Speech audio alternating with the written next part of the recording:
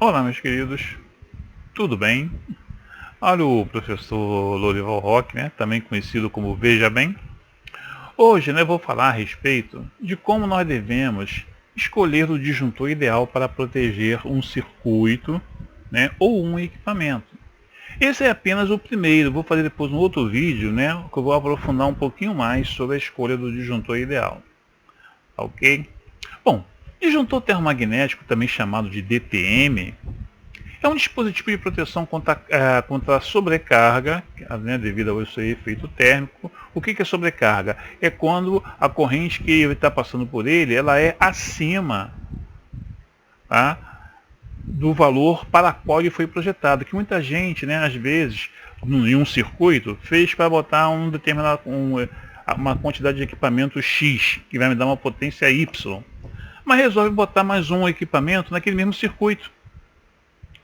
Isso sem verificar se o disjuntor vai suportar, se o condutor também vai suportar esta carga extra. Então nós estamos com uma sobrecarga. E efeito, né, de curto-circuito devido ao seu efeito magnético. Bom, para especificar um disjuntor correto para a proteção de um equipamento ou de um circuito, nós devemos levar em consideração, além do seu valor nominal, devemos ficar atento a muitos detalhes, tais como, né, curva de resposta, se vai ser B, C ou D, o ICC, né, corrente de curto-circuito, dentre outros. Né, temos que ver também o local de instalação, né, se você não pode colocar um disjuntor em um local muito quente, né, e tem que estar arejado. Inclusive o QDC, né, quadro de distribuição de circuitos, né, a recomendação é que você deixe ele sempre o quê? Refrigerado, né, ventilado. Tá? Isso é muito importante. Bom, para a determinação do seu valor nominal, né, o primeiro passo é você calcular a corrente, né, inclusive ficou faltando aí, né, eu calculo a corrente, é calcular a corrente de consumo, também chamada de corrente nominal. Tá? Me perdoem aí, tá? Agora que eu verifiquei que está errado ali. Bom, a fórmula para você achar a corrente nominal, basta você pegar a potência do equipamento, dividir pela tensão entre fase neutra ou entre fases, pelo número de fases, NF. Se for monofásico ou bifásico, o número de fases é igual a 1. Se for um trifásico equilibrado, isto é, um equipamento que trabalha com as 3 fases, tipo um motor, né, trifásico, é raiz de 3. Agora, se você tem um circuito que alimenta um QDC, trifásico mais neutro, e esse QDC vai alimentar diversas cargas monofásicas, bifásicas e trifásicas, nós dizemos que ele é desequilibrado, então é trifásico mais neutro. Aí nós vamos dividir por 3. Tá ok? O cosseno de φ é o fator de potência, né? Tem a ver com os circuitos indutivos. E nós temos o rendimento também, tá? Do equipamento. Bom, depois que você calcular a corrente nominal, você tem que calcular agora a corrente de projeto. De que maneira? Multiplicando por 1,25, que é um coeficiente de tolerância. Para que você vai multiplicar por 1,25? É para você ver qual o valor comercial mais próximo desse valor que você vai encontrar, multiplicando a corrente nominal por 1,25, para garantir que o meu disjuntor não vá trabalhar com mais do que 80% da sua capacidade. Porque se você tiver um disjuntor de 20 e jogar nele 20 amperes, você vai diminuir a sua vida útil. Logo, logo ele vai entrar em colapso.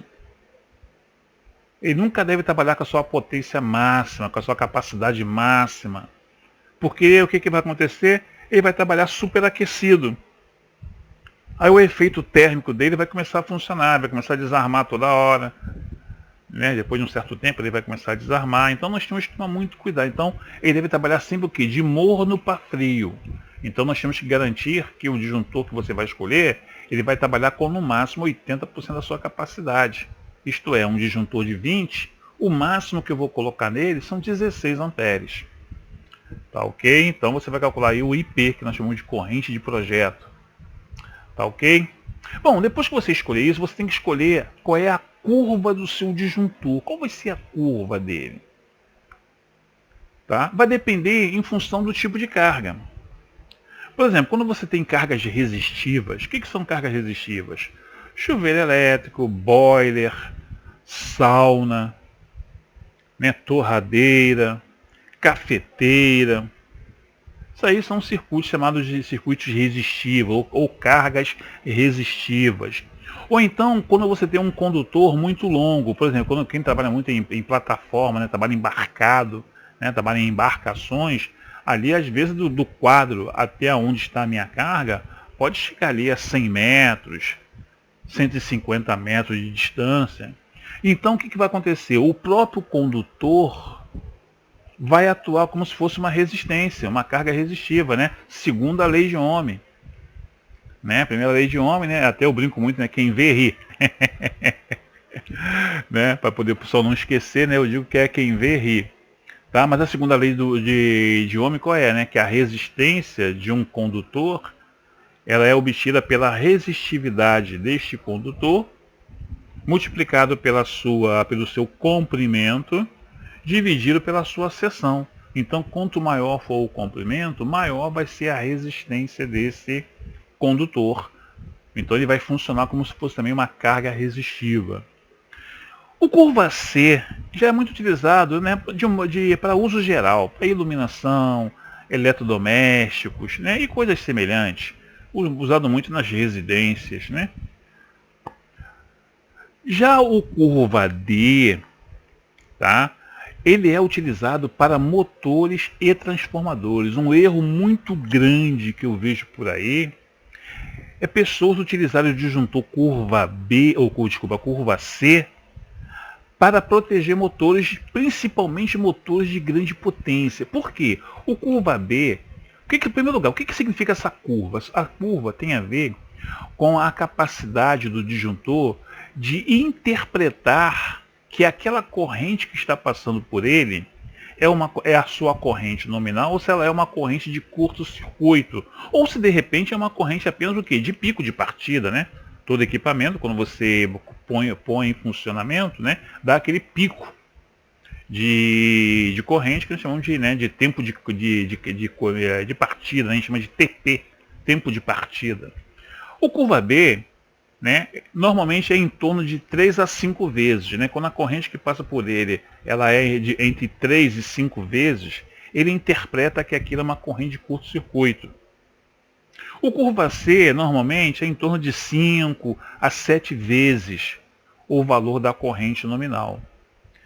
E o curva D já é acima de 5, né? Pode chegar até 10, 12 vezes, porque um motor, quando dá a partida, né, o pico de partida, né, com a corrente de pico de partida, que a gente chama de IP sobre N, né, é até uma característica que vem na placa de identificação do motor, depois eu vou até fazer um vídeo, né, sobre isso, né, pode chegar até 10, 11 vezes o valor da corrente nominal. Aí se você bota um disjuntor curva C, que ele suporta né, até 5 vezes, 7 vezes o valor da corrente nominal, o que vai acontecer? Vai torrar o disjuntor, ele não vai aguentar. Até eu ia botar aqui no vídeo, aqui, nessa live, né, a fotografia de alguns disjuntores que eu já peguei, que estavam sendo utilizados para proteger motores, para vocês verem o estado que fica o disjuntor. Então o disjuntor tem seu curva D para motores e transformadores. Ah, mas ele é muito caro. Poxa, mas não é melhor você comprar o disjuntor de uma vez só, mesmo que ele seja caro, do que você botar o curva C e ter que estar trocando toda hora, inclusive, né, numa linha de produção, ter que parar a produção porque o disjuntor não aguentou. Aí vai trocar 4, 5, 10 vezes. Olha só, melhor você trocar, né, colocar uma vez só e não ter que trocar, bota o curva D, mesmo ele sendo mais caro. É isso, mas é muito mais seguro. Né? Aí temos que ver o custo-benefício, né? Beleza, gente? Então nunca usem disjuntor curva C para motores, principalmente motores de grande capacidade, de grande potência. Tá ok? Ele não aguenta. Exemplo, vamos supor que eu queira descobrir, né, o disjuntor ideal para proteger um chuveiro, que é uma carga resistiva, né, de 7,5 kW ligado a uma rede bifásica em 220 volts. Se fosse monofásica também o cálculo é o mesmo, tá? Aqui no Rio de Janeiro, na Light, bifásico, ou 220 é bifásico, são duas fases. Mas em muitas outras cidades, São Paulo, por exemplo, tudo, fase neutra é 220. Shopping Center aqui no Rio de Janeiro mesmo também, né? É 220 fase neutra. Bom, então vamos lá, vou pegar aqui a minha potência, né? Tem que passar para o watt, então 7.500, tá? Tensão de alimentação 220 volts. Número de fases, né? Como ele é bifásico, é igual a 1. Se você quiser, nem precisa colocar, porque qualquer coisa dividida por 1 é ela mesma. Não há nem necessidade que você coloque. O fator de potência não tem, porque ele não é um circuito indutivo, ele é resistivo. Então o fator de potência é igual a 1. Então também você não precisa colocar. Tá? E o rendimento é 100%. Lógico que a gente tem uma pequena perda, né? Não é bem 100%, né? É 95%, 96%. Mas a gente despreza, né? E dizemos que é 100% de rendimento. Então é igual a 1. 100% de rendimento é igual a 1. Também não precisa colocar. Isto é, quando o equipamento ele é resistivo, basta pegar a potência e dividir pela tensão, mais nada. Aí com isso eu achei 34,1 amperes. Aí eu vou multiplicar pelo coeficiente de segurança, que é 1,25. Achei 42,6 amperes. Bom, 42 já vai ser, 42 está perto de 40. Posso botar um disjuntor de 40? Não. Porque o disjuntor de 40, o ideal é que ele funcione com no máximo quantos amperes? 32, que é 80%. Então daria 32 amperes. O meu circuito é 34. Se você botar, ele vai trabalhar quente. Ele vai trabalhar aquecido. Pode acontecer que daqui a um tempo ele comece a desarmar, entendeu? Por causa do aquecimento, do efeito térmico. Então aqui o ideal é você botar o disjuntor logo acima. Quem é o disjuntor que vem logo acima? O de 50 amperes. Tá? É o de 50 amperes. Esse é o disjuntor ideal. Como é um circuito resistivo, o ideal é que seja o quê? Curva B. E tem o tal do ICC. Todo disjuntor também, ele tem uma coisa chamada de corrente de curto-circuito. Tá? Isto é, o disjuntor ele tem que ter a capacidade de suportar uma alta corrente, passando por toda a sua parte metálica, sem o risco de que funda, né, que se derreta toda a parte metálica e ele vire um condutor. Então ele tem que suportar esta corrente. Para você calcular o ICC, vai depender do transformador que tem na sua rua que está alimentando aquela instalação. Então você tem que saber qual é a capacidade dele, de quantos kA, qual é a corrente máxima que ele suporta. Na NBR 5410 tem uma tabela, que você pode se basear por essa tabela. Tá? Corrente de curto-circuito para os transformadores, para a rede, né, na parte do secundário, né, considerando 127.220 ou 380.220. Então tem lá. Nesse caso aí, né, eu uso, por exemplo, né, a tabela que a Light tem. A Light, ela né, por causa do cabo que eu vou utilizar, né, eu sei qual é o cabo que eu vou utilizar, em função do cabo, ela diz que é 5 kA. E também normalmente o transformador que vem na rua, né, normalmente ele é 75 kVA ou 112,5 kVA, né? Aí vai dar mais ou menos exatamente isso aí, a corrente de curto-circuito dele. Tá? Vai ser na ordem de 5 kA. Então o seu disjuntor tem que ter uma corrente de curto-circuito de 5 kA. Aí muita gente vai e coloca aquele de 3 kA, né? Ah, eu achei um de 3 kA, posso usar ele? Não. O ideal é que você use o de 5. Para você botar o de 3 kA, só se o transformador da sua rua, né, ele for de 45 kVA, 30 kVA, aí até dá para você utilizar o ICC dele de 3 kA.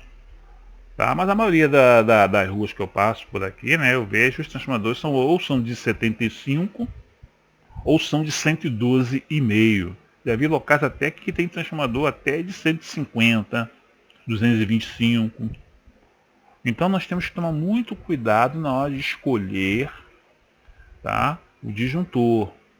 Essa parte de curva e a parte também de corrente de curto-circuito, que às vezes pode dar zebra, né? Nós temos que fazer uma compatibilização. Uma informação muito importante é que disjuntor, ele é um dispositivo de proteção. Ele não é um dispositivo de manobra. Ele é para proteger.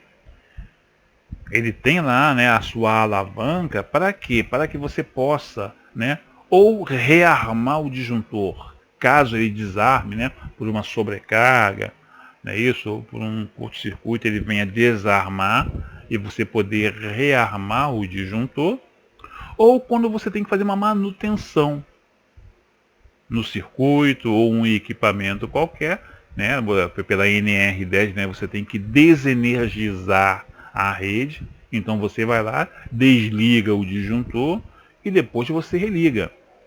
Eu já peguei muitas instalações, principalmente lojas comerciais, né, dentro de shopping, tá, que o cara liga e desliga, né, as luzes, né, do salão pelo disjuntor. Chega, liga o disjuntor, vai embora, desliga o disjuntor. O que vai acontecer? Como o disjuntor ele é especificado também, né, a sua vida útil, ela é determinada em função do número de manobras, isto é, pelo número de vezes que você fica ligando e desligando. Se você fizer isso toda hora, sem necessidade, o teu disjuntor, que poderia durar, de repente, aí 15 anos, 20 anos, né, vai durar 2 anos, 1 ano, tá? Porque o disjuntor não é dispositivo de manobra. Ele é um dispositivo de proteção. Tá ok, meus queridos? Bom, isso aí é só uma coisa bem simples, né? Exatamente, logicamente que existe, né, um pouco mais de complexidade na hora que você vai escolher um disjuntor, mas basicamente você tendo isso em mente, você está resolvendo o seu problema. Então eu gostaria, né? Vocês já estão aí, né, no meu canal no YouTube, né? Professor Veja Bem, tem aí meu WhatsApp, caso vocês necessitem aí, né, me fazer alguma pergunta, ou de repente, né, querer algum tipo de material que eu tenha, né, para poder fornecer para vocês. Tem aí o meu e-mail, né, Lorival Roque, né, lorival.roque@gmail.com, e eu tenho também um outro canal no YouTube chamado As Histórias do Rock. Eu gostaria que vocês dessem uma força. As histórias do rock são histórias engraçadas, mas são histórias reais. Eu conto ali exatamente tudo de engraçado que já aconteceu na minha vida profissional. Então eu conto as histórias desde quando eu nasci, né, depois eu fui para as Forças Armadas, quando eu estava no ensino médio, é isso, quando eu estava na época de quartel, quando eu estava trabalhando, né, no banco.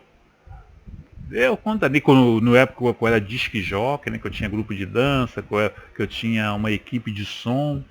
E fora também, né, na parte profissional, na parte elétrica, né, coisas que já aconteceram comigo. São coisas engraçadas, mas são fatos reais. Então eu gostaria que vocês dessem uma forcinha lá para mim também. Tá ok? Então é isso que eu tinha que falar com vocês e aguardo vocês numa próxima. Ok? Um abraço.